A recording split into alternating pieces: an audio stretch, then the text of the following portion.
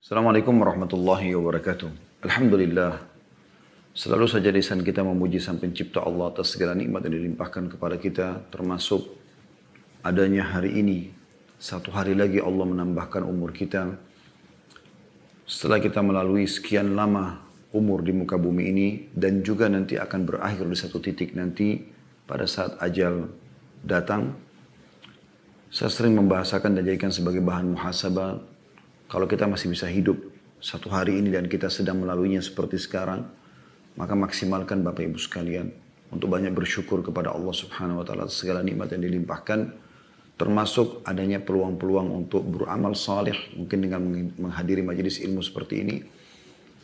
Juga amal-amal saleh yang lalu-lalu yang pernah kita lakukan dan bagaimana kita mempertahankan itu, serta kesempatan emas untuk bertaubat yang merupakan tiket untuk ke surga dari semua kesalahan masa lalu. Selebihnya kita berdoa kepada Allah Subhanahu wa taala, semoga ke depannya Allah berikan kita umur yang panjang dan juga dalam keistiqomahan dalam agama.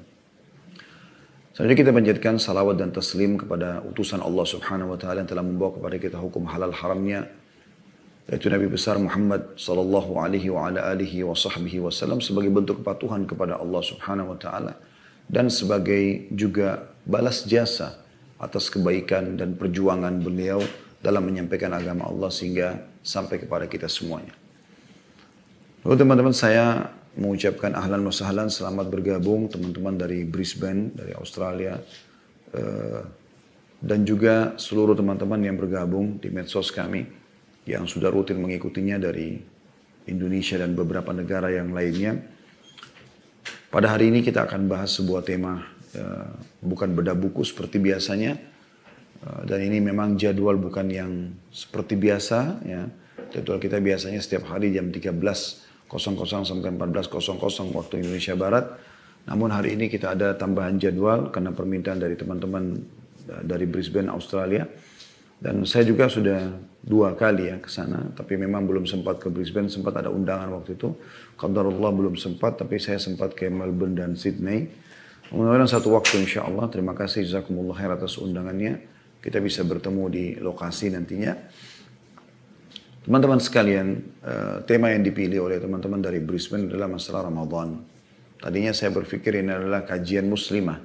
Saya sempat memberikan judul wanita salihah adalah sebaik-baik perhiasan dunia. Tapi karena permintaannya masalah Ramadan, maka saya merespon. Dan ada alasan kenapa saya merespon walaupun kita sekarang masih di bulan Rajab ya. Dan tepatnya pada hari ini itu kita berada di tanggal 20 Rajab. Jadi masih ada sekitar 10 hari lagi baru kita masuk ke bulan Sya'ban. Kemudian 1 bulan Sya'ban baru kita masuk ke Ramadan. Jadi kurang lebih masih ada 1 bulan 10 hari. Ya, kurang lebihnya Ramadan akan masuk. Kalau ada yang bertanya kenapa membahas masalah Ramadan, saya bukan mewakili teman-teman dari Brisbane menjawab ini, tapi saya pada saat menyetujuinya saya punya alasan tersendiri. Yang pertama teman-teman sekalian, ada beberapa riwayat dinukil dari sebagian salafus salih. Mereka itu kalau Ramadan sudah berlalu pas di Idul Fitri, selama 6 bulan berturut-turut, dari mulai bulan Syawal, Zulqa'dah, Zulhijjah, Muharram, Safar, Rabiul Awal. Ini mereka berdoa selama 6 bulan agar seluruh amal mereka di Ramadan yang mereka kerjakan diterima sama Allah SWT. 6 bulan mereka non-stop berdoa. Dan 6 bulan yang tersisa, Rabiul Tsani, Jumadil Ula, Jumadil Thaniyah, Rajab, Sya'ban. Ya. Ini semuanya mereka berdoa agar Allah mudahkan mereka sampai di Ramadan. Jadi kita sekarang kurang lebih 1 bulan 10 hari menjelang Ramadan, sangat wajar. Para salafus saleh bahkan 6 bulan sebelumnya. Alasan yang lain teman-teman sekalian adalah alasan rasional sebenarnya. Sekarang kalau Anda kerja di satu perusahaan, dan perusahaan itu akan mengadakan pelatihan buat pegawai-pegawainya. Mana kira-kira yang dianggap lebih profesional? Perusahaan yang mengiklankan beberapa waktu sebelumnya, misal 2-3 bulan sebelumnya, bahkan 6 bulan sebelumnya, nanti akan ada pelatihan pada tanggal ini, di lokasi ini, gitu kan. Kemudian diatur jadwalnya segala macam, atau tiba-tiba Pada saat sudah akan pelatihan besok, hari ini diberitakan besok akan ada pelatihan. Tentu saja yang jauh sebelumnya, gitu kan. Maka ada baiknya kita memang membahas jauh sebelumnya agar kita punya persiapan-persiapan dalam menyambut bulan yang sangat luar biasa. Bulan yang sangat mulia. Ada yang kita sebutkan keutamaan-keutamanya terlalu banyak. Dan sayang kalau seandainya ini disia-siakan. Beda sekali orang yang sudah punya persiapan, ya, kejiwaan, semangat. Dengan orang, kemudian tiba Ramadan, dengan orang yang masih belum 2-3 hari, mungkin seminggu sebelum Ramadan, baru dia mau adakan persiapan. Akan beda. Ya, akan sangat beda. Itu kurang lebih alasannya teman-teman sekalian. Ramadan juga ini, atau tema yang sedang kita bahas seperti masalah dahsyatnya Ramadan, kami sudah susun dalam bentuk buku. Dan insya Allah di dalam ini alasan yang lain juga, insya Allah kita akan terbitkan dalam waktu dekat buku ini, judulnya Dahsyatnya Ramadan. Yang kita harapkan ini bisa insya Allah menjadi wacana dan tambahan khazanah ilmu buat teman-teman kaum muslimin, dan juga bisa menjadi peluang orang yang mau berbuat sosial, menyebar luaskan informasi tentang Ramadan supaya orang punya semangat lagi menyambutnya, dan juga mengingat kembali program-program yang harusnya dia jaga di bulan Ramadan, atau bahkan menambah program yang sebelumnya memang dia belum ketahui. Teman-teman sekalian, bulan Ramadan ini Allah jadikan memang untuk memperbanyak pahala. Dia seperti sebuah lembaga training. Anda mungkin pernah tahu dan tidak asing, kalau seandainya perusahaan ingin meningkatkan SDM, skill dari para pegawainya, maka mereka mengikutkan di lembaga-lembaga training. Khusus untuk peningkatan skill itu. Bahkan kadang-kadang untuk peningkatan satu skill saja. Itu mereka ikutkan pegawainya dengan bayar mahal. Misalnya memunculkan sifat jujur, ya, percaya diri, tanggung jawab, amanah, dan seterusnya. Saya tahu di Jakarta banyak lembaga begitu, bayar sekian juta buat pegawainya, ikut pelatihan beberapa hari, 2-3 hari, karena dianggap lembaga training itu bagus, trainernya juga bagus, diharapkan pegawainya outputnya juga akan bagus. Dan memang betul berefek itu dalam peningkatan kinerja dan produktivitas daripada pegawai tersebut. Dan ini teman-teman sekalian, mereka masuk ke situ karena tahu lembaga ini adalah lembaga yang berkualitas, intinya seperti itu. Ramadan, ya, kalau Anda belum fahami dan belum merenungi masalah ini, dia adalah lembaga training terbesar di dunia. Trainernya langsung sang pencipta Allah. Para pegawai, staf yang mengawasi langsung para malaikat. Tidak ada lembaga training yang sehebat Ramadan. Seluruh muslim, seluruh muka bumi ini, dimanapun Anda berada, di benua manapun, di Asia, di Australia, di Amerika, di Afrika, sama, selama dia muslim, apalagi dia sudah balik, mereka sama mengikuti peraturan-peraturan yang sama. Yaitu puasa di siang hari, sholat malam di malam harinya. Tentu selain mengerjakan sholat wajib 5 waktu. Dengan ditambah juga ibadah-ibadah yang lainnya. Dan setiap muslim pada saat itu bersaing satu sama yang lain, tanda kutip, dalam hal positif untuk lebih baik daripada yang lainnya. Baik untuk lebih baik dari diri dia sendiri yang selama ini mungkin kurang dalam membaca Al-Quran, berzikir, berdoa, bersedekah, dan seterusnya. Begitu juga dengan muslim-muslim yang lain, bersaing positif. Oh, teman saya membaca 1 juz Al-Quran sehari, saya juga harus 1 juz, atau saya harus 2 juz. Dia bersaing positif. Dan ini boleh dalam Islam. Dengan tidak berharap teman kita itu gagal misalnya. Seperti bagaimana Umar bin Khattab radhiyallahu anhu pernah melihat atau mencari tahu kenapa Abu Bakar di siang hari tidak pulang ke rumahnya. Ditemukan ternyata Abu Bakar itu pergi ke rumah seorang ibu tua yang buta matanya di pinggir kota Madinah, dan beliau selalu tiap hari menyapu rumah ibu tersebut, mencucikan bajunya, menyiapkan makannya untuk seharian. Besok lagi beliau datang. Bertahun-tahun beliau kerjakan itu. Maka Umar pada saat tahu nangis, lalu mengatakan, dengan perbuatan seperti inilah wahai Abu Bakar engkau ya, mendahului kami. Amal soleh akan dilipat gandakan selama Ramadan teman-teman sekalian.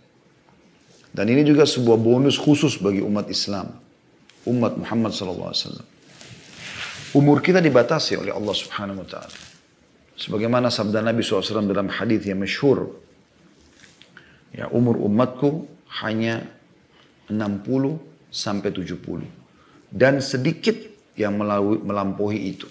Hadis sahih riwayat Al-Hakim dan nomor 427.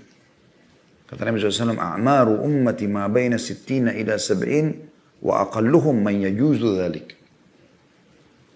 Jadi ini umur umumnya umat Muhammad SAW 60 sampai 70. Kalau ada lebih itu sudah bonus. Ada juga meninggal sebelumnya, tapi ini umumnya. Sementara umat-umat sebelum kita umurnya panjang. Anda bayangkan kalau umur kaumnya Nabi Nuh. Nabi Nuh disebutkan dalam Al-Quran berdakwah di kaumnya 950 tahun. Dan itu yang didakwai satu generasi. Sampai pernah Nabi Nuh AS melewatin seorang ibu lagi menangisi anaknya meninggal di umur 60 tahun. Lalu kata Nabi Nuh AS, kenapa kau menangis wahai hamba Allah?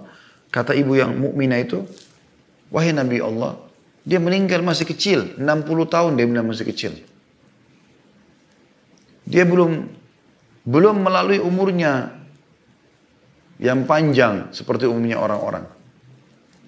Maka kata Nabi Nuh AS, jangan kau tangisi anakmu. Karena akan datang nanti di akhir zaman. Kita yang disinggung oleh Nabi Nuh AS. Umat manusia seperti kita, yang umur anakmu ini termasuk umur sudah tua bagi mereka. 60 tahun. Kalau umur umat Nabi Nuh ada yang sampai 1000. 900, 1100 tahun. Umur mereka sangat luar biasa. Ya, Nabi Nuh dakwai satu kaum itu.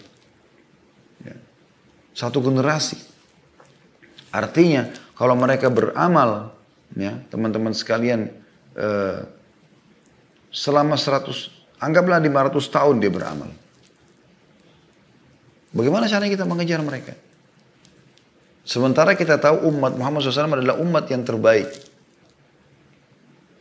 Kata Nabi SAW, surga diharamkan untuk nabi-nabi sebelum aku masuk dan terharamkan sebelum umatku masuk. Kita dahulu menjadi ahli surga. Bahkan kata Nabi SAW, demi zat yang jiwaku dalam genggaman, maksudnya demi Allah, kalau kalian akan menjadi setengah penghuni surga. Kita ini banyak. Bagaimana mempertemukan antara umur yang pendek dengan penghuni surga yang terbanyak? Dengan umat yang paling afdal. Sampai kata Nabi SAW, tidak ada satupun umat sebelum kalian kecuali berharap menjadi kalian. Nah, jawabannya sederhana. Allah Subhanahu Wa Taala memberikan atau mengaruniakan umat ini beberapa tempat, ya, waktu yang bisa mereka lipat gandakan amal soleh. Adanya Masjidil Haram dengan 100.000 pahala, ada yang Masjid Nabawi dengan 1000 pahala, gitu kan? Kalau Anda bilang kan Masjid Haram sudah ada dari zaman Nabi Ibrahim AS, Masjid Nabawi belum ada, 1000 pahala. Itu ada setelah Nabi SAW datang, gitu kan? Dan berlaku hanya untuk umat Islam. Kalau orang kafir sholat itu tidak ada. Tidak dapat pahala mereka. Jadi ada pelipat gandaan waktu, tempat. Waktu juga begitu. Di antaranya adalah Ramadan ini. Oleh karena itu setiap muslim memang harus betul-betul ya, fokus ya, dengan seluruh potensi dia untuk bisa menyambut Ramadan. Ramadan memiliki banyak kemuliaan teman-teman sekalian. Kita akan coba rangkumkan dalam beberapa poin. Yang pertama, dia adalah bulan turunnya Al-Quran. Al-Quran adalah pedoman kaum muslimin. Dia bukan karangan seorang profesor. Bukan seseorang yang penulis yang handal sehingga bukunya menjadi bestseller. Bukan. Al-Quran adalah kalamullah. Perkataan Allah. Siapa Allah pencipta langit dan bumi? Allah pilih khusus Ramadan diturunkan pada saat itu. Itu Allah sebutkan dalam Al-Quran. Dalam surah Al-Baqarah yang sudah masyhur. Ayat ini sering diulangi oleh para da'i-da'i kita di mimbar-mimbar. Di hari di bulan Ramadan atau di luar Ramadan. Ya, atau menjelang Ramadan tepatnya. Biasa dibahas masalah itu. Ayat 185 Anda bisa buka aplikasi Al-Quran. Di handphone Anda masing-masing yang bunyinya. A'udhu billahi minasyaitonir rajim. Syahrul Ramadan alladhi unzila fihil Qur'anu hudan linnasi wa bayyinatin minal huda wal furqan. Al-ayah. Artinya, bulan Ramadan adalah bulan yang di dalamnya diturunkan Al-Quran. Dipilih khusus oleh Allah untuk turunkan kitabnya. Sebagai petunjuk bagi manusia. Dan penjelas, ya, atau penjelasan mengenai petunjuk itu dan pembeda antara yang benar dan yang batil atau yang salah. Juga disebutkan kalau Nabi SAW lebih gencar mempelajari Al-Quran di Ramadan melalui Jibril alaihissalam. Dinukil dari Ibnu Abbas radhiyallahu anhuma dalam sebuah riwayat yang sahih, riwayat Bukhari nomor 6 ya. Karena Rasulullah SAW ajwadan nasi wa kana ajwadu ma yakunu fi Ramadan hina yalqahu Jibril wa kana yalqahu fi kulli lailatin Ramadan fayudarisuhul Quran. Fala Rasulullah SAW ajwadu bil khairi min rihil mursala. Artinya Rasulullah SAW adalah manusia yang paling dermawan, terutama di bulan Ramadan. Jadi Ramadan berarti ada nilai plusnya. Kenapa Nabi SAW lebih dermawan di Ramadan? Lebih banyak bersedekah. Ketika Jibril alaihissalam datang menemuinya pada setiap malam dari malam-malam Ramadan, di mana Jibril mengajarkan Al-Quran kepada Nabi SAW. Sungguh Rasulullah SAW adalah orang yang paling dermawan, mengalahkan hembusan air, mengalahkan hembusan angin. Atau lebih dermawan daripada hembusan angin. Jadi lebih cepat maksudnya dalam bersedekah. Ya. Oleh karena itu teman-teman sekalian, Ramadan kita jadikan momentum yang paling tepat untuk lebih banyak mengenal Al-Quran. Kurang lebih ada 4 hal yang harus Anda perhatikan dalam Al-Quran. Yang pertama adalah membacanya. Di sini Anda ngerti artinya atau tidak ngerti artinya, baca. Yang penting bacaannya benar. Kenali huruf-huruf hijaiyah. Dan sebutkan dengan sebutan yang benar. Bedakan mana tha, mana sin, mana zal, mana zai, mana shin, mana dha. Beda semua. Tha wa ala thalatha. Tha. Zalika, zal. Zulzila, zai. Sin sama shin, idha syamsu. Syamsu. Shin sama sin. Bedakan dengan dha, zalimin, zalimin. Harusnya dibedakan. Bedakan mana alif, mana ain. Karena akan berubah makna. Alhamdulillahi Rabbil Alamin. Beda dengan alamin. Bedakan antara ta sama ta. Ya. Ini harus dibedakan semua. Anda belajar. Yang penting sebutannya benar. Maka insya Allah Anda akan dapatkan apa yang dijanjikan oleh Nabi SAW. Kita renungi hadis-hadis ini. Yang pertama hadis riwayat Muslim nomor 804. Kata Nabi SAW, Iqra'ul Qur'ana fa'innahu ya'ti yawmal qiyamati syafi'an li ashabihi. Selalulah baca Quran. Ngerti atau nggak ngerti, yang penting bacanya benar. Itu hak pertama Al-Quran. Ya. Kalau orang harus mengerti semua isinya baru kemudian baca, maka orang mungkin tidak ada yang baca Al-Quran. Kecuali orang-orang Arab yang mengerti bahasa Arab. Tapi ini yang pertama membacanya. Dan ini dianjurkan mulai dari Al-Fatihah surah nomor pertama, Al-Baqarah surah nomor 2, Al-Imran surah nomor 3, An-Nisa surah nomor 4, Al-Ma'idah surah nomor 5, Al-An'am surah nomor 6, terus begitu. Al-Anfal terus sampai An-Nas surah nomor 114. Anda baca, mengkhatam, ulangi lagi, mengkhatam, ulang lagi. Kata Nabi SAW, baca Al-Quran itu karena dia akan menjadi penolong bagi pembacanya pada hari kiamat. Kalau Anda suka baca, Anda diperumpamakan oleh Nabi SAW, orang mukmin yang suka baca dan dia mahir dalam membaca, benar tadi bacaannya, diperumpamakan dengan utrujah. Itu istilah atau nama buah, baunya wangi, rasanya manis. Kata Nabi SAW, Al-mu'minu alladhi yaqra'ul Qur'ana wa ya'malu bihi kal utrujah. Orang mukmin yang baca Quran dan mengamalkan isinya, maka dia seperti buah utrujah. Ta'muha tayyibun wa rihuha tayyib. Rasanya enak ya. Dan baunya wangi. Wal mu'minu alladhi la yaqra'ul Qur'an wa ya'malu bihi katamra. Orang mukmin yang tidak baca Quran tapi dia mengamalkan isinya. Seperti banyak umat Islam, dia sholat, dia puasa, tapi dia tidak membaca Al-Quran. Katamra, seperti kurma. Ta'muha tayyib wa la rihalha. Rasanya manis, tapi nggak ada bau wanginya. Kurma biar kita cium-cium nggak ada bau. Ya. Tapi rasanya manis. Kemudian Nabi SAW juga bersabda, Al-mahiru bil-Qur'ani ma'as safaratil kiramil barara. Orang yang mahir dalam membaca Al-Quran, maka dia akan bersama dengan para malaikat. Walladhi yakra'u al-Qur'ana wa yatata'ta'u fihi wa huwa alaihi syakkun lahu ajran. Dan orang yang membaca Al-Quran sementara dia terbata-bata dalam membacanya, kesulitan dalam membacanya, maka dia akan mendapatkan 2 pahala. Maksudnya didobelkan pahala dia.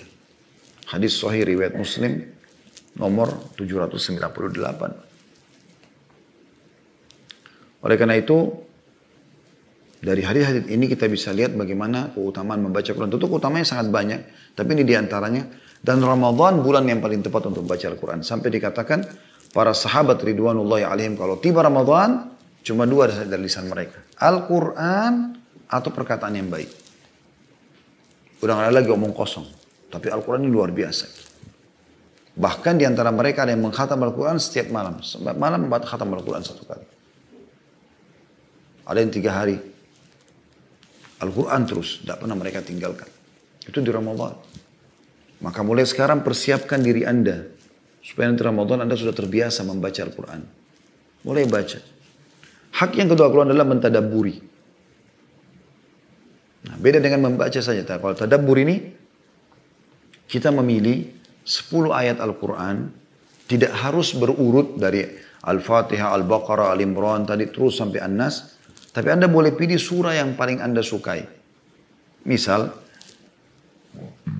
Anda mau mulai dengan mempelajari kenapa Allah menamakan beberapa surah Al-Quran dengan nama-nama hewan. Seperti Al-Ankabut, laba-laba, An-Naml, semut misalnya. Al-Baqarah, sapi betina. Al-Fil, gajah. Kenapa ini?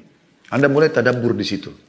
Tadabbur artinya membacanya dan di sini memahami maknanya. Ya. Jadi ini yang kedua ini. Ada membaca tidak paham makna, dia baca saja untuk mengejar pahalanya. Ada membaca untuk memahami maknanya. Dan ini memang lebih banyak terjadi teman-teman sekalian di kalangan para sahabat. Mereka tidak melewati 10 ayat. Per 10 ayat. Allah berfirman tentang masalah tadabburin dalam surah Muhammad, surah nomor 47 ayat 24. A'udzubillahi minasyaitonirrajim. Afala yatadabbaruna al-Qur'an. Afala yatadabbaruna al-Qur'ana am ala qulubin aqfaluha. Mengapa mereka tidak mentadabburi Al-Quran? Atau memang hati mereka sudah terkunci? Ya. Sudah terkunci. Jadi Anda tadabburi itu. Atau Anda mungkin perempuan mau pelajari tentang wanita. Ada surah An-Nisa. Ada juga nama perempuan surah Maryam. Atau Anda mau pelajari tentang nabi-nabi. Ada surah Hud. Ya. Ada surah Ibrahim. Ada surah Yusuf. Ada surah Yunus. Ada surah Muhammad alaihissalatu wassalam semuanya. Ada tentang kiamat. Surah Al-Qiyamah, Al-Zalzalah, Al-Haqqah. Ya, banyak. Maka Anda bisa tadabbur dengan mempelajari semua itu. Kalau Anda mau menggabungkan antara membaca dengan tadabbur bisa juga. Misalnya Anda ingin membaca Al-Quran dengan niat menghatamnya, maka Anda sekalian tadabbur. Jadi Anda mulai dari surah Al-Baqarah, surah Al-Fatihah yang 7 ayat dipelajari, ya, ditadabburi isi-isi kandungan maknanya, sebab turunnya, pendapat ulama, baru Anda pindah lagi, tapi ini akan lama Anda menghatamnya. Tapi kalau Anda lowongin misalnya, ada waktu misal habis subuh khusus untuk membaca Al-Quran. Berapa ayat pun terserah Anda, yang penting nanti Anda menghatamnya. Nanti habis duhur Anda tadabbur, khusus 10 ayat Anda renungi benar-benar makna-maknanya, sebab turunnya pendapat ulama. Nah itu lebih baik, lebih efektif. Sehingga yang ini menghatam iya, yang ini memang butuh waktu lama. Karena Anda untuk mempelajari, mengorek-orek ilmunya segala macam ini kan butuh waktu itu tadabbur. Kemudian yang ketiga menghafalnya.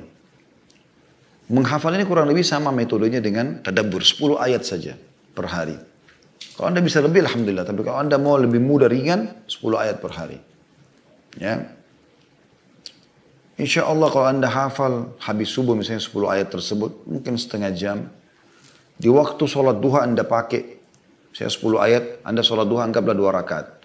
Berarti 5 ayat di rakaat pertama setelah Al-Fatihah, 5 ayat juga di rakaat kedua. Kalau Anda sholat lebih dari 2 rakaat, misalnya 4 rakaat, Anda bisa ya ulangi lagi. Anda sholat sampai 8 rakaat, Anda bisa ulangi terus. Di qobliyah duhur. di 2 rakaat sholat duhur, di ba'diyah duhur, di qobliyah asar, di sholat 2 rakaat pertama asar, karena 2 rakaat pertama yang ada surah setelah Al-Fatihah, di qobliyah maghrib. Di maghrib kita kalau berjamaah tentu imamnya yang membaca dengan suara jahar, tapi di qobliyah maghrib 2 rakaat, dan di ba'diyah maghrib 2 rakaat. Di qobliyah isya 2 rakaat, di ba'diyah isya 2 rakaat. Belum sholat tahajudnya. Ini kalau dalam sehari Anda ulangi terus 10 ayat, Anda akan hafal di luar kepala. Hari kedua juga begitu, hari ketiga juga begitu. Al-Quran ada 6.000 sekian ayat ya. Kalau Anda setiap hari hafal 10 ayat, dalam 1 bulan Anda punya 300 ayat. Ya, dalam 1 bulan. 10 bulan Anda punya 3.000 ayat. Berarti kurang dari 2 tahun Anda bisa hafal 30 juz.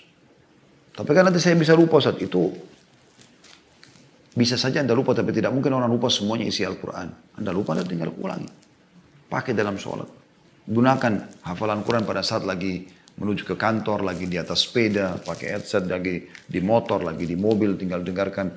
Segala macam hal bisa kita pakai sekarang, connectkan dari handphone kita. Segala macam teknologi sekarang sudah sangat canggih. Atau mungkin ada flash disk yang dipasang, atau mungkin ada hard disk yang dicolok. Segala macam hal bisa kita lakukan. Anda hafal Al-Quran. Ya. Kemudian yang selanjutnya adalah mengamalkan isinya. Tentu masalah menghafal Quran ini ada hadis yang menjelaskan masalah keutamanya. Di antaranya adalah sabda Nabi SAW. Ya. Yaji'ul Qur'ana yawmul qiyamah. Al-Quran akan datang pada hari kiamat. Fayaqulu ya Rabbi hallihi fayulbasu tajal karamah. Berikan penghafalku ini perhiasan. Lalu Allah memberikannya mahkota kemuliaan. Thumma yaqulu ya Rabbi zidhu fayulbasu hullatul karamah. Maka Al-Quran mengatakan tambahkan buat dia ya Allah. Maka Allah pun menambahkannya mahkota kemuliaan. Thumma yaqulu ya Rabbi irda anhu fayarda anhu. Maka Al-Quran mengatakan lagi ya Allah ridholah kepadanya. Ridho artinya jangan pernah kau marah sama dia ya Allah. Maka Allah pun ridho kepadanya. Fayuqalu lahu ikra warqa wa tuzadu bi kulli ayatin hasanah. Maka dikatakan kepadanya, bacalah ayat hafalanmu, bacaanmu. Setiap 1 ayat 1 derajat di surga. Dan setiap 1 ayat ditambahkan 1 pahala lagi. Dan ini dinukil hadisnya oleh Tirmidzi nomor 3164. Hak yang keempat adalah Anda mengamalkan isinya. Dan ini sudah umum. Kita memang diwajibkan untuk mengamalkan isi Al-Quran. Ya. Isi Al-Quran. Karena memang diturunkan untuk diamalkan isinya. Dan itu semua Ramadan adalah bulan Al-Quran. Maka kesempatan untuk lebih mendekatkan diri kepada Al-Quran di bulan Ramadan. Yang kedua, bulan pengampunan. Ya, asal Anda memenuhi syaratnya ya. Dan ini memang juga butuh persiapan. Maka alangkah baiknya memang kita bahas jauh sebelumnya. Yaitu sabda Nabi SAW, hadis yang masyhur ya. Hadis ini selalu masyhur, selalu disampaikan umumnya oleh para ulama kita. Hadis riwayat Ahmad nomor 2016. Maaf, hadis riwayat Bukhari ini. Hadis riwayat Bukhari nomor 38 dan Muslim nomor 760. Kata Nabi SAW, "Man shama Ramadhana imanan wa ihtisaban ghufira lahu ma taqaddama min dhanbi." Barang siapa yang berpuasa Ramadan karena keimanan, yakin ini perintah Allah, wa ihtisab dan mengharapkan pahalanya. Nah, ini butuh persiapan ini. Supaya kita menyadari tentang pentingnya itu. Maka akan dibersihkan dosa-dosanya di masa lalu. Bagaimana orang beriman tidak berharap sampai di Ramadan, teman-teman sekalian. Dan bagaimana kita tidak mengatakan Ramadan dahsyat. Dengan begitu tiba Ramadan bersih semua dosa-dosa kita. Tapi syaratnya kita menyambutnya, ya, berpuasa di dalamnya dengan keimanan, yakin perintah Allah dan juga mengharapkan pahalanya. Juga sabda Nabi SAW, as-salawatul khams. Antara sholat 5 waktu. Wal jum'atu ila jum'ah. Antara Jumat dengan Jumat. Wa Ramadan ila Ramadan. Dan Ramadan ke Ramadan setelahnya. Mukaffiratun ma bainahunna idha syunibatil kabair. Akan menjadi pembersih di antara keduanya. Kalau dijauhi dosa-dosa besar. Ya. Yang ketiga, bulan yang penuh dengan berkah dan rahmah. Berkah semuanya. Berkah itu artinya tercukupkan. Cukup. Berkah itu kayak misalnya Anda makan 1 piring berdua tapi kenyang gitu ya. Berkah. Itu keberkahan yang luar biasa yang dikejar. Dan kasih sayangnya Allah SWT turun di bulan Ramadan. Sebagaimana sabda Nabi SAW, "Qad ja'akum syahrul Ramadhan syahrul mubarak." Kalau mau tiba Ramadan, Nabi SAW ingatkan para sahabat, telah datang kepada kalian bulan Ramadan, bulan yang penuh dengan berkah. Iftaradallahu alaikum siyamah. Allah telah mewajibkan kalian melaksanakan puasa di dalamnya. Fihi yuftahu abwabul jannah. Pada saat itu dibuka semua pintu-pintu surga. Wa yughlaqu fihi abwabul jahim. Ditutup semua pintu neraka. Surga ada 8 pintu, neraka ada 7 pintu. Wa tagullu tepatnya. Wa tagullu fihi syayatin. Dan dibelenggu semua syaitan-syaitan. Dalam riwayat lain mararatus syayatin atau mararatul jin. Jin-jin yang bejat, yang jahat. Fihi lailatun khairu min alfi syahr. Di dalamnya ada malam lebih baik daripada 1000 bulan. Man hurima khairaha faqad hurim. Siapa yang terharamkan dari kebaikannya Ramadan karena banyaknya keutamanya seperti ini, maka dia telah terharamkan dari semua kebaikan. Terlalu banyak kemuliaannya gitu. Dalam hadis yang lain kata Nabi SAW, "Idza jaa Ramadan futihat abwabur rahmah." Kalau tiba Ramadan dibuka semua pintu-pintu rahmatnya Allah, pintu karunia-Nya, pintu rezekinya. Wa ghullikat abwabul jahannam, dan ditutup pintu-pintu neraka jahannam. Wa sullilatis syayatin, dan setan-setan yang merupakan musuh nyata semuanya dibelenggu. Belenggu itu berarti ya, leher, tangannya semua diikat. Hadis ini Sahih riwayat An-Nasai nomor 2102. Yang keempat masih masuk dalam seperti hadis tadi, masalah dibukanya semua pintu-pintu surga. Tadi sudah disebutkan sebenarnya, tapi kita poinkan sendiri. Ditutup semua pintu neraka. Artinya dibuka pendaftaran ke surga. Ramadan iklan resmi dibuka pendaftaran ke surga bagi yang mau. Jangan teman-teman Anda menjadi seperti sebagian orang, dia lewat di sebuah kampus, di depan sebuah kampus ada pelang tertulis besar, terbuka pendaftaran. Lalu Anda cuma mengatakan, saya mau kuliah di situ. Tapi nggak pernah daftar. Sehebat apapun Anda tidak terdaftar. Ya. Saya mau kerja di situ, padahal tidak pernah mengajukan pelamaran. Bagaimana caranya? Ramadan terbuka sekali. Dibuka pintu-pintu surga. Dan juga ditutup semua pintu neraka. Nggak ada orang masuk ke neraka pada saat itu. Allah Subhanahu wa Ta'ala tutup semuanya. Pintu-pintu neraka tidak ada yang dibuka. Ini luar biasa sebenarnya. Bagaimana Allah Subhanahu wa Ta'ala berikan kesempatan kita untuk selamat dari neraka.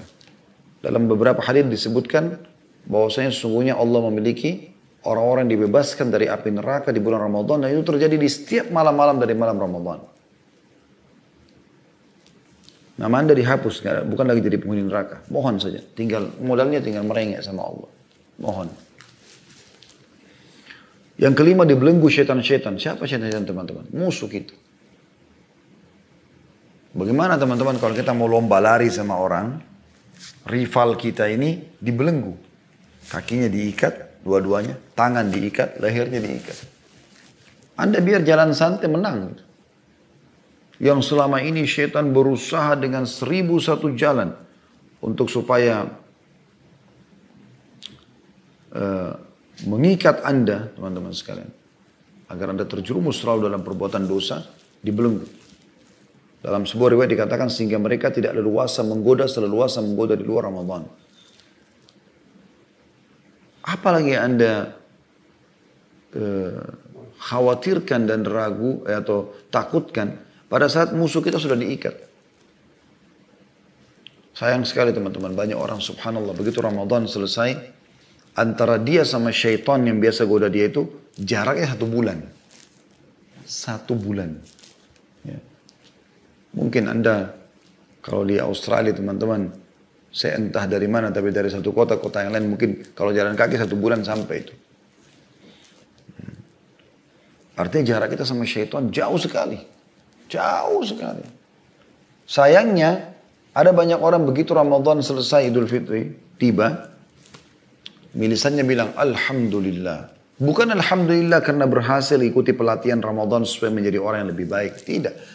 Mereka membahasakan Alhamdulillah seperti yang lepas dari penjara ibadah. Alhamdulillah. Sudah tidak lagi sholat malam. Enggak lagi mengaji. Enggak lagi berzikir. Enggak lagi berdoa. Enggak lagi tutup aurat. Enggak lagi membaca Al-Quran. Enggak. Semua. Seperti orang yang sudah jauh dari musuhnya. Sudah lomba lari, sudah jauh sekali. Sudah dekat garis finish. Dia kalau mati bisa masuk surga. Dia duduk manis nunggu musuhnya datang. Sampai setan datang dekat dia, godain lagi dia. Karena semua hasil pelatihan Ramadan ditinggalin sama dia.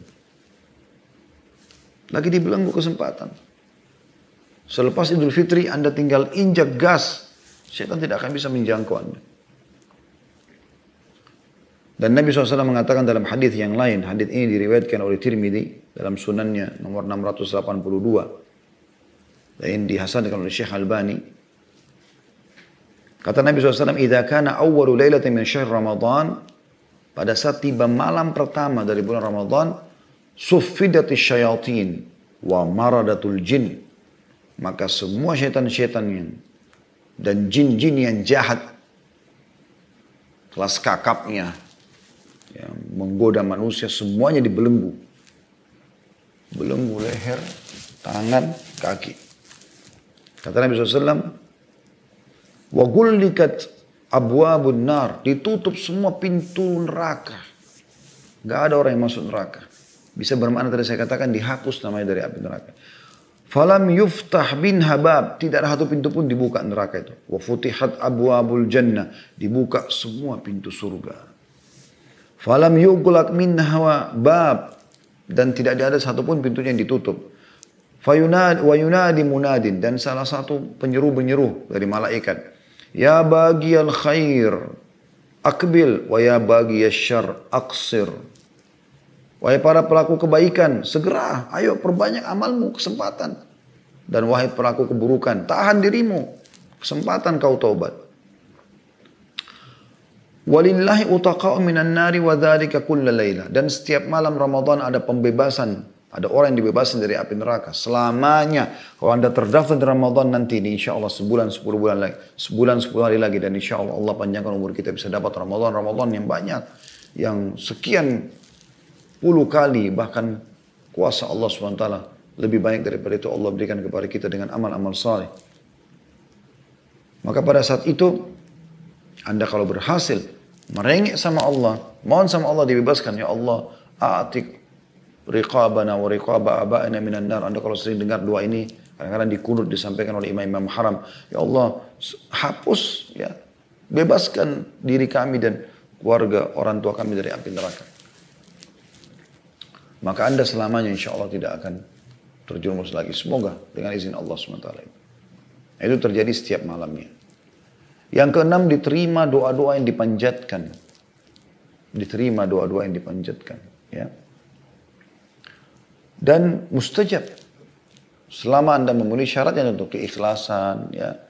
Anda tidak meminta yang haram. Tidak ada makanan dan minuman yang haram. Ya. Ada syarat-syarat yang Anda bisa nonton ceramah kami di playlist YouTube insya Allah. Tentang dahsyatnya doa. Sudah saya sebutkan syarat-syarat di situ. Nah, kalau Anda penuhi insya Allah syarat-syarat doa tersebut, maka kata Nabi SAW, "Inna lillahi fi kulli yaumin utaqa minan nar." Sesungguhnya setiap hari ya, Allah memiliki beberapa orang yang dibebaskan dari api neraka fi syahr Ramadan, di bulan Ramadan. "Wa inna likulli muslimin da'watun yad'u biha fayastajibu lahu." Dan setiap muslim yang berdoa menjadikan doa akan dikabulkan pada saat itu. Ya. Ini luar biasa. Hadis ini riwayat Bazzar dan Al-Haythami. Dan hadis ini disahihkan oleh ulama hadis. Ada 3 waktu di Ramadan yang dipastikan insya Allah mustajab doa ya. Yang pertama itu pada saat sahur. Karena ini adalah masuk di sepertiga malam terakhir ya. Umumnya Anda kan kalau makan sahur sejam sebelum subuh. Ini masuk dalam umumnya hadis ya, yang sudah masyhur. Hadis Bukhari Muslim. Yang kata Nabi SAW, Yanzilu Rabbuna tabaraka wa ta'ala kulla laylatin ila sama'id dunya. Setiap malam, ya, Tuhan yang maha berkah dan maha tinggi, Allah subhanahu wa ta'ala, Tuhan kita turun ke langit bumi. Hina yabqa thuluthul laylil akhir. Pada saat tertinggal sepertiga malam. Yaqulu man yad'uni fa'astajib lah. Maka dia pun berkata, siapa yang berdoa kepada aku memohon, maka aku akan berikan. Wa man yas'aluni fa'utiyah, siapa yang meminta maka aku beri. Wa man yastaghfiruni fa'aghfirlah, dan siapa yang memohon ampun aku maafkan. Dan itu di waktu sahur. Sepertiga malam itu. Yang kedua pada saat berbuka, pada saat berpuasa sendiri, mulai dari sahur sampai mulai dari tahan diri, mulai azan subuh sampai azan maghrib. Ini juga waktu mustajab. Kata Nabi SAW dalam hadis, "Thalathatun la turaddu da'watuhum as-sa'imu hatta yuftir." 3 orang tidak akan ditolak doanya. Yang pertama adalah orang puasa sampai dia berbuka puasa. Wal imamul adil, dan pemimpin yang adil. Dan yang ketiga, wada'watul mazlum, doanya orang yang terzalim. Hadis riwayat Ahmad nomor 305. Dan pada saat berbuka sendiri. Jadi tadi sahur, atau sepanjang puasa, atau pada saat berbuka. Gitu kan. Karena kata Nabi SAW dalam hadis, was-sa'imu hina yuftir. Dan termasuk doa yang tidak ditolak adalah orang yang puasa pada saat ia berbuka puasa. Hadis riwayat Tirmidzi nomor 2526. Jadi itu ada waktu mustajab doa. Yang ketujuh teman-teman sekalian, Anda bisa dapatkan di Ramadan nanti, yang sebentar lagi insya Allah kita akan sambut, adalah peningkatan SDM Muslim. Sumber daya manusia. Bagaimana kualitas mereka meningkat. Banyak sekali Muslim sebelum Ramadan, mereka mungkin sholatnya masih bolong-bolong. Tiba Ramadan mereka perbaikin. Banyak sekali Muslim yang tadinya belum pernah puasa sepanjang tahun, mereka Ramadan berpuasa. Banyak yang belum pernah ngaji, baca Quran, mereka sepanjang tahun mereka baca di Ramadan. Mungkin belum pernah zikir, mereka berzikir. Mungkin belum pernah berdoa, mereka berdoa. Mungkin belum pernah bersedekah, mereka bersedekah. Banyak sekali yang bisa dilakukan. Dan dengan sendirinya Ramadan itu memang akan menjadi pemicu agar seseorang Muslim meningkatkan kualitasnya. Karena terlalu banyak motivasi dalam mengerjakan kebaikan-kebaikan di Ramadan itu. Ya. Anda juga bisa di 10 tahun Ramadan i'tikaf, mengikat diri di masjid. Perintah dalam syariat. Nggak keluar. Dari mulai 10 terakhir Ramadan sampai sholat Idul Fitri. Anda mau keluar di malam Lebaran juga boleh, tapi yang saya pernah baca malah sampai selepas sholat Idul Fitri baru keluar. Nabi SAW melakukannya 10 hari berturut-turut. Dan beliau melakukan 20 malam, 20 hari di tahun yang beliau meninggal dunia. Sebagaimana dinukil dalam beberapa riwayat tentunya. Kemudian yang ke-8 teman-teman sekalian, ya, selain peningkatan skill tadi itu, kesempatan Anda menjadi orang yang lebih baik dari bulan Ramadan ya. Yang ke-8, upayakan umroh di bulan Ramadan. Ibadah umroh umumnya pahalanya besar. Ya. Bahkan menjadi penyebab sumber kekayaan dan menghilangkan kemiskinan. Juga kesusahan hidup. Sebagaimana sabda Nabi SAW, tabi'u bainal haji wal umrah. Rutinitaskan umrah dan haji itu. Fa'innahuma yanfiyanil faqra wal dhunub. Karena keduanya haji dan umrah ini akan menghilangkan kemiskinan dan dosa-dosa. Kama yanfil kiru khabathal hadid. Sebagaimana pembakaran menghilangkan karat pada besi. Wadzahab wal fiddah. Dan juga menghilangkan kotoran dari emas dan perak. Walaysa lil hajjatil mabrur thawabun illa jannah. Dan tidak ada balasan bagi orang yang melakukan haji yang mabrur, yang mengikuti syarat dan diterima, kecuali surga. Tapi saksi bahasan kita, umroh. Nah, kata Nabi SAW, kalau Anda hanya bisa umroh setahun sekali, ya, maka jadikan di Ramadan. Karena pahalanya besar sekali. Kalau Anda bisa beberapa kali, bisa Anda pilih selain Ramadan dan Ramadan. Tapi Ramadan usahakan tidak luput. Tadi hadis tentang masalah umroh dan haji akan menghilangkan kemiskinan dan kesusahan hidup. Itu serta dosa-dosa. Diriwayatkan An-Nasai nomor 2631. Kalau masalah umrah Ramadan dikhususkan di Ramadan, itu punya keutamaan ekstra dibandingkan yang tadi, yaitu sabda Nabi SAW. فَإِنَّ الْعُبْرَةَ فِي رَمَضَانَ تَعْدِلُ حُجَّةً atau حَجَّةً مَعِي. Ketahuilah umrah yang dikerjakan di bulan Ramadan sama pahalanya dengan haji bersamaku. Jadi biayanya biaya umrah, waktu yang digunakan umrah lebih pendek, umrah paling 2-3 jam selesai. Tapi dapat pahala haji, yang biayanya lebih besar, waktunya lebih lama. Kalau haji saja intinya, dari tanggal 8 Zulhijjah sampai 13 Zulhijjah, kurang lebih 6 hari. Sunnah dengan wajib ya. Kalau wajib saja 4 hari. Sunnah tanggal 18 sama tanggal 13 Zulhijjah. Hari Tarwiyah sama hari terakhir Tasyrik. Yang wajibnya adalah 9, 10, 11, 12. Hari Arafah dan malamnya Muzdalifah. Kemudian hari Nahar, Lebaran Idul Adha. Kemudian 2 hari pertama hari Tasyrik. Kalau umrah cuma 2-3 jam selesai. Anda bisa dapatkan pahala ini dengan ibadah umrah di Ramadan. Tapi sekarang kan pandemi Ustaz. Ya, kami pun berangkat. Saya baru pulang umrah pandemi kemarin. Pandemi tidak menghalangi orang untuk melakukan ibadah umrah. Selama negara Anda mengizinkan Anda pergi, berangkat akhi dan ukhti. Jangan ragu dengan masalah itu. Kenapa harus ragu? Oh nanti kena corona. Di Indonesia pun Anda bisa kena corona kan? Di Australia pun Anda bisa kena corona. Di mana pun Anda bisa kena corona. Dan dimanapun juga Anda bisa selamat selama memang Allah SWT selamatkan Anda dan Anda juga jaga. Ikuti peraturannya. Kita ada peraturan kan, ada protokolnya. Alhamdulillah kemarin kita umrah baik-baik saja semuanya. Alhamdulillah. Walaupun ada masa karantina, ada PCR, ada swab dan segala macam. Tapi Alhamdulillah semuanya baik-baik saja. Dan insya Allah kita berharap justru pahalanya lebih besar gitu ya. Kemudian yang ke-9 ada malam lebih baik daripada 1000 bulan. Ini tidak asing bagi Anda. Malam Lailatul Qadar, ya, Lailatul Qadar. Malam kemuliaan, qadar artinya kemuliaan. Allah turunkan surah khusus. Ya. Sudah masyhur Anda hafal tentu. A'udzubillahi minasyaitonir rajim. Inna anzalnahu fi Lailatul Qadar. Sesungguhnya kami turunkan Al-Quran di malam Lailatul Qadar. Malam kemuliaan. Wa ma adraka ma Lailatul Qadar. Apakah kalian tahu apa itu Lailatul Qadar? Lailatul Qadar khairun min alfi syahr. Lailatul Qadar itu lebih baik daripada 1000 bulan. Ini bukan waktu yang sedikit. Ini. Diambil dari surah Al-Qadar, surah nomor 97 ayat 1 sampai ayat 3. Kalau kita lanjutkan kan sudah masyhur ya. Tanazzalul malaikatu warruhu fiha bi'idni rabbi min kulli amr. Ya. Turunlah para Jibril dan juga para malaikat itu dengan izin Tuhan mereka gitu. Salamun hiya hatta matla'il fajr, mereka akan terus berada ya, sampai terbitnya waktu pagi. Nabi SAW memastikan mengatakan man qama lailatul qadri imanan wa ihtisaban ghufira lahu ma taqaddama min dhanbi. Siapa yang mendirikan malam Lailatul Qadar dengan keimanan dan mengharapkan pahalanya, maka dibersihkan dosa-dosanya yang telah lalu.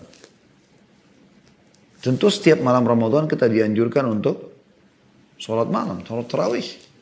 Nabi SAW memerintahkan, walaupun beliau cuma kerjakan berjamaah 1 hari saja bersama para sahabat.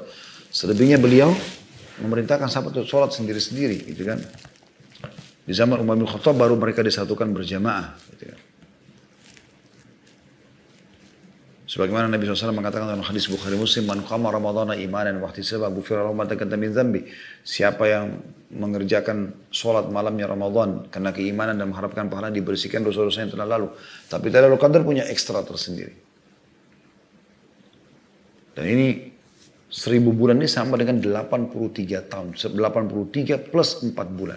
83 tahun plus 4 bulan. Lamanya. Artinya kalau Anda baca subhanallah pas Lailatul Qadar, sama dengan pahala yang mengucapkan subhanallah 1000 bulan atau 83 tahun plus 4 bulan. Mungkin umur Anda tidak sampai 83 tahun. Tapi Anda bisa dapatkan di malam itu. Malam itu malam begadang, malam ibadah kepada Allah subhanahu wa ta'ala. Disuruh kita begadang pada saat itu. Itu luar biasa kesempatannya. Jangan sia-siakan. Ya.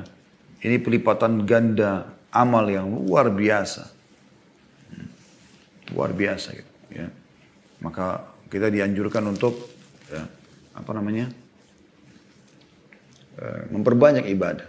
Baca 1 huruf Al-Quran pun Di hari biasa cuma 10 pahala, ini bisa sampai pahalanya sama dengan mengucapkan selama 1000 bulan. Sedekah 1000 rupiah, mungkin $1 kalau Anda di Australia. Sama dengan Anda bersedekah sejumlah itu selama 1000 bulan. Itu kan luar biasa, gitu. Jangan disia-siakan. Dimanapun Anda berada. Kemudian juga yang ke-11 atau yang ke-10 teman-teman, bulan pelipat gandaan pahala amal. Kalau tadi kan Lailatul Qadar itu cuma 1 malam, tapi secara umum Ramadan bisa melipat gandaan pahala amal. Maksudnya begini. Jadi saya jelaskan di tulisan kami, kalau Anda mau lipat gandakan pahala di bulan Ramadan, bisa dengan ibadah yang sedang Anda diperintahkan, seperti puasa misalnya. Kan perintah puasa kan ada, dan wajib bagi kita. Baik, teman-teman saya tanya, kalau seandainya Anda puasa Ramadan selama sebulan, dapat misalnya 30 hari, Anda dapat pahala 30 hari puasa. 30 hari puasa. Mau nggak Anda mendapatkan 300 pahala puasa? Anda kan tadi 30. Anda mau dapat nggak 10 kali lipat? Anda mau nggak 3000 pahala puasa? 300.000 pahala puasa. Bahkan 3 juta pahala puasa. Atau mungkin lebih daripada itu. Saya kan Anda jawab iya. Tentu saja mau. Lalu bagaimana caranya? Sederhana. Sederhana. Tidak menambah hari puasa Anda.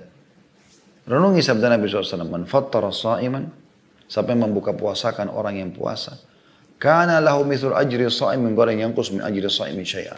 Dia akan dapat pahala orang yang dia buka puasakan itu tanpa dikurangi sedikit pun dari pahala orang itu.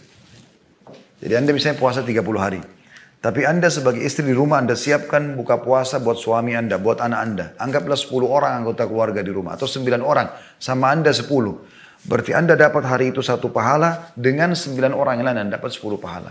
Kali 1 bulan berarti Anda dapat 300 pahala.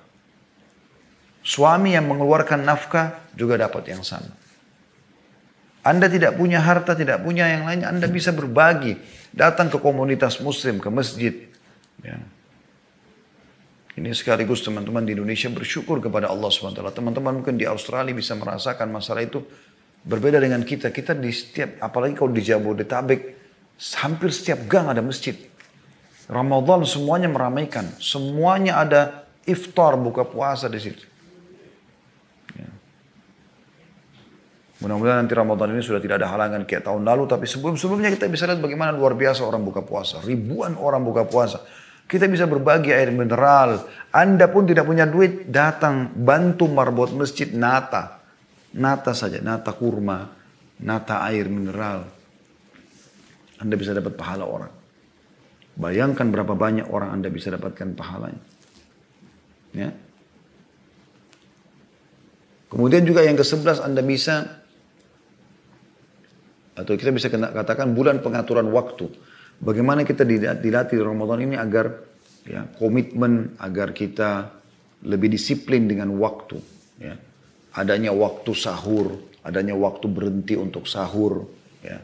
Kita dianjurkan untuk lebih on time sholat. Adanya waktu buka puasa. Bahkan Nabi SAW, karena pentingnya masalah waktu, Nabi SAW mengatakan, satu kaum atau seseorang tetap dalam keberkahan dan keselamatan, kesehatan bagi dia, selama dia menerlambatkan sahurnya, ada pengaturan waktu. Lebih dekat dengan azan subuh. Dan menyegerakan buka puasanya. Begitu azan dia buka puasa. Pengaturan disiplin waktu di sini ada. Pengaturan jadwal ibadah. Ya, saya harus baca Quran, saya harus dengan majelis ilmu, saya harus bekerja.